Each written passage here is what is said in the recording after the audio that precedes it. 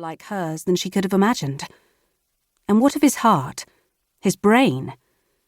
Her mind had whirled, spun on its heel, and fizzed off in a million and more different directions. Had that not been less than an hour since? She gags again. A dry, empty bark like a wounded fox. Harder this time. More painful. The next retch throws her to her knees at the edge of a small clearing, palms damp on the forest floor.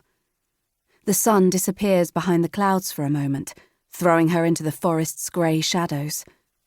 She cries out, roars, as a searing pain cracks across her back, twists her agonizingly over herself, once, twice, and then a third and final time. The wind drops, and the world stops. All becomes silent. Not even a solitary bird sings. A weight of something sits behind her, a shadow of a presence. The pain has gone, burst right out of her, drained all her energy too, but something else sits on her shoulders now. Scarlet blood drips down from them onto the back of her hands. She has survived, for now at least, when she feared she might not. Breathless and shivering, she sits slowly back on her haunches, not daring to look behind. The skirt of her dress is sodden with damp autumn leaves, birch and beech, oak and larch. "Come, Etta," she says to herself. "Come. Open your eyes. Whatever it is, the worst must surely be over."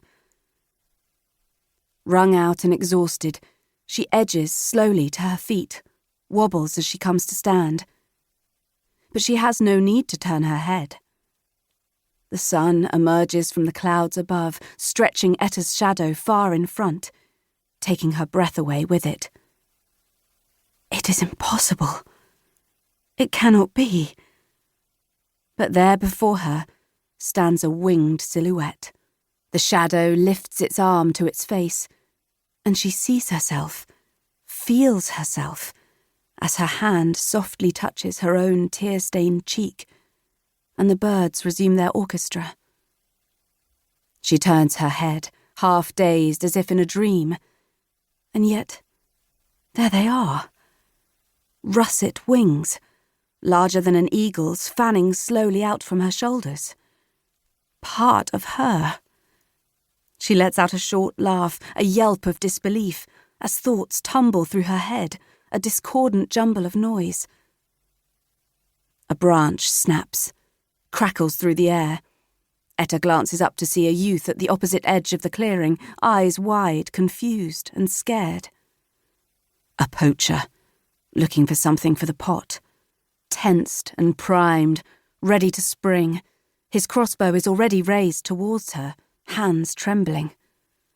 "No!" she says, holding her hand up as if to ward him off. "No!" But the word has barely left her mouth before the bolt flies towards her, slicing through the air.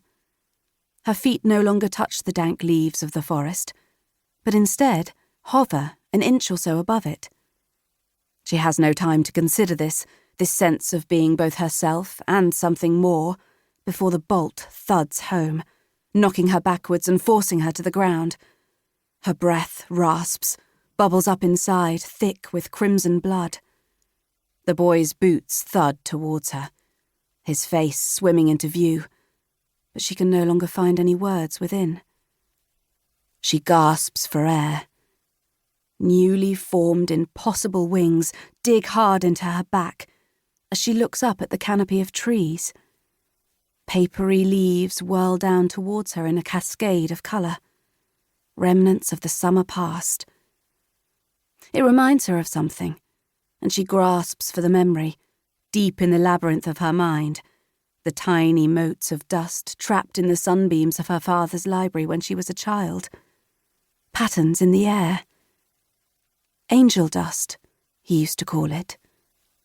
Angel dust.